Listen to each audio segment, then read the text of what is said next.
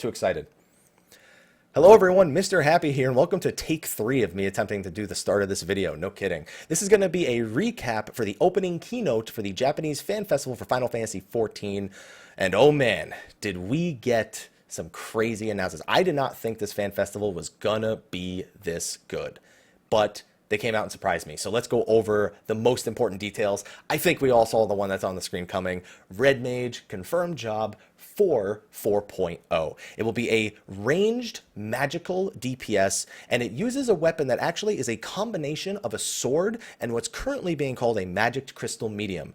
Basically, they hold the sword out like a rapier, and they hold the magic crystal medium over their other arm. When they want to cast spells, they put the crystal medium on the bottom, on the hilt of the sword, and use it like a staff to cast their spells. They can also use the sword for melee physical attacks, and there's a lot of positioning involved in the job. We'll go over that in the next slide. It has no associated class, and it's currently planned to start at level 50, but that's still not confirmed. It may start at a lower or a higher level, but the current starting level is planned to be level 50.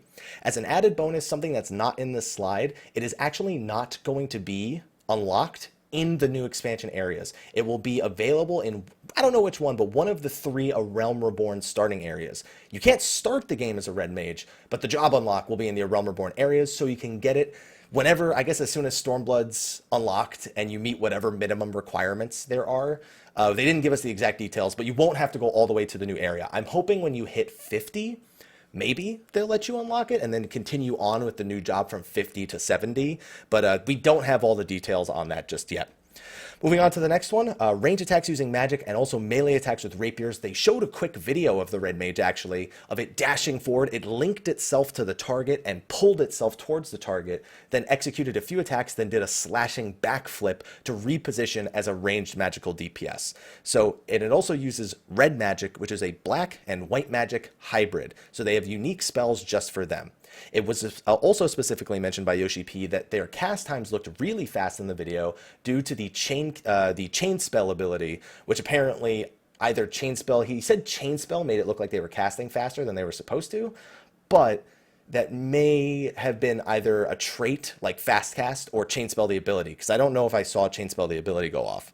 So basically, it's a hybrid ranged melee magical DPS, but they declined to comment on the main stat. So I'm wondering if it's still going to be intelligence. I gotta imagine it's intelligence. You know what I mean? I don't think they'll make a new stat just for Red Mage. That would just be weird.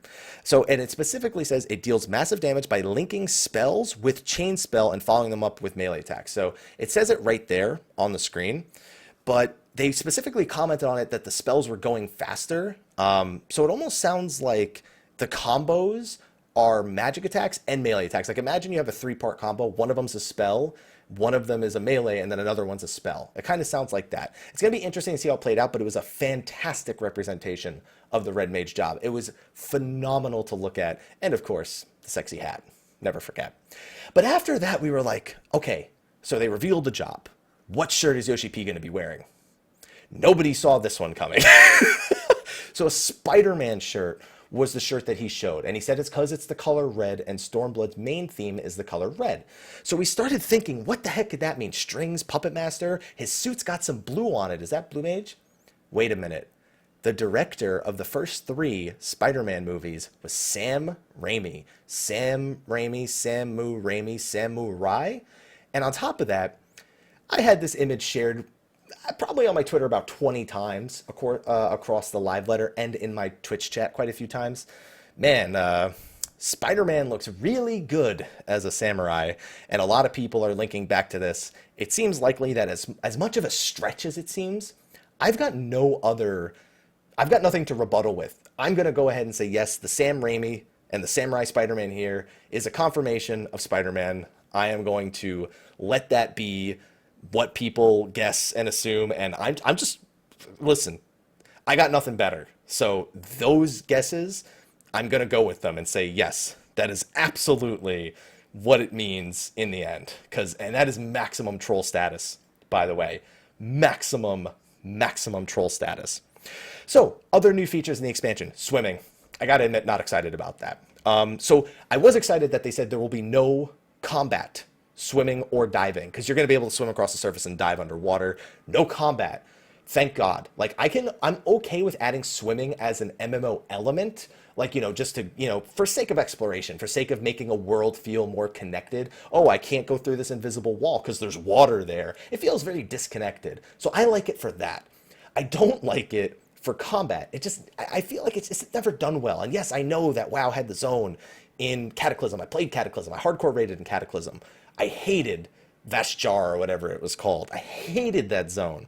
So swimming. Not all bodies of water are accessible. They are going to be allowing access to some A Realm Reborn zones and then a bunch of and the new zones. So some of the old zones will get swimming. That's good to know. You'll auto switch to swimming upon jumping in a body of water. There's no like action for it or anything. And the speed is slightly slower than running. You have walking as your breaststroke, sprinting as your crawl. You can swim backwards, things like that. And on top of that, your flying mounts will automatically be able to swim and dive underwater. So yes, your horse, your flying horse, your Fenrirs are now going to be able to swim underwater. And you're probably thinking, but how do they breathe? You know what they said? Magic. I'm not kidding you. That was the official translation. Magic. I got nothing. Diving in Eorzea. Again, only select bodies of water. There's no load times. There's no like cast bar or anything. Same deal. No need to worry about drowning because magic. You can breathe forever. And again, all flying mounts can dive. However, you still can die in the water. If you go into water while in combat, you can drown. Think of it like when you jump off a cliff when you have aggro, and when you hit the bottom, you die. Otherwise, you always survive with 1 health. Similar to something in water, and they made a special animation if you die in the water. So there might be some funny screenshots you can pull off by killing yourself somehow in the water. Here we go. No battles. There will be NPC interactions, and most importantly, gathering. There's going to be new types of gathering and gathering locations, especially for fishing. I'd imagine spear fishing being a possibility here, and it's going to be unlocked very early on as part of a special quest, very similar to the way flying was introduced to the main character. Here's a few pictures of swimming. They're super hard to get because the water has the reflections on it. They're swimming forward. This is the idle animation. When you're not actually moving, you'll just float on the water surface. And then diving, you can see some of the areas underwater. They're beautifully designed, don't get me wrong. I'm just not a big proponent of swimming.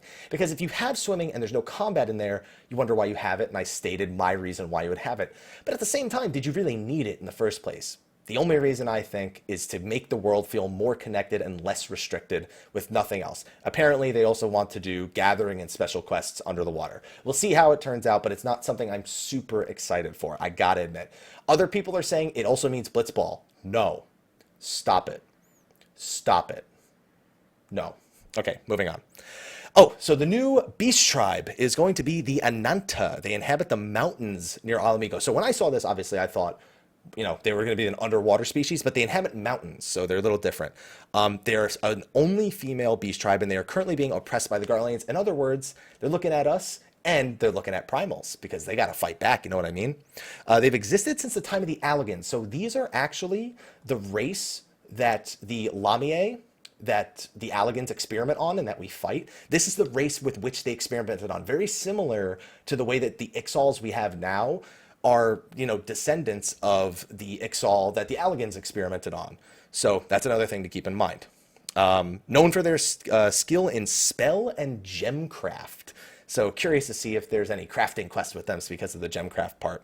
And their primal is going to be Lakshmi. Not one that I thought they would go for, but one that I totally welcome.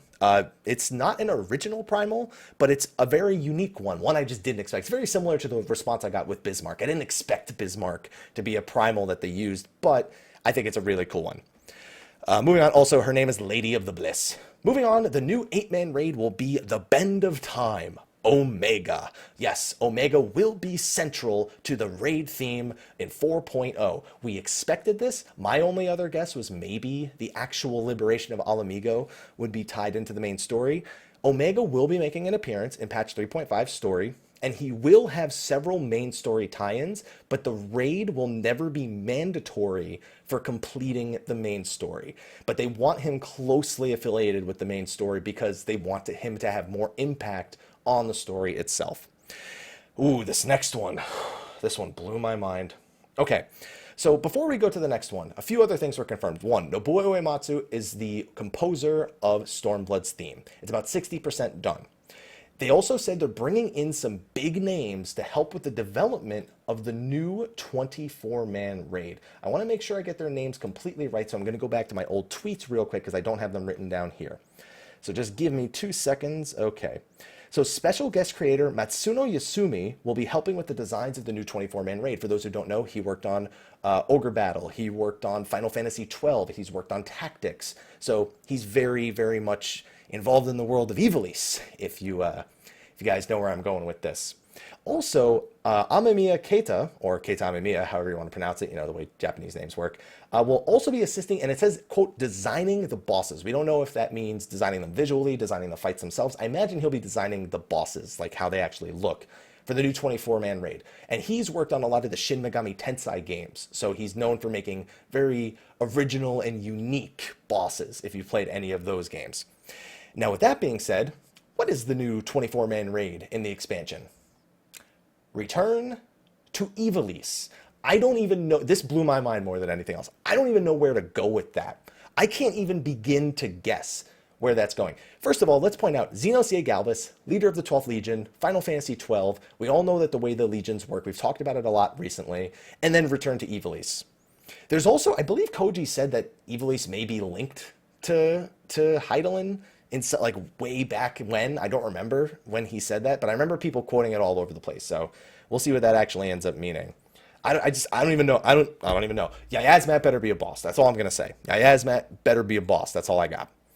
Moving on, the Collector's Edition. They revealed what's going to be in the Collector's Edition. There's a little showcase of it, and we also have what's in the box. Special package featuring original art by Yoshitaka Amano. You have exclusive high-quality Xenos Galvus figurine, which you can kind of see right there. You can't really get a good glimpse at it.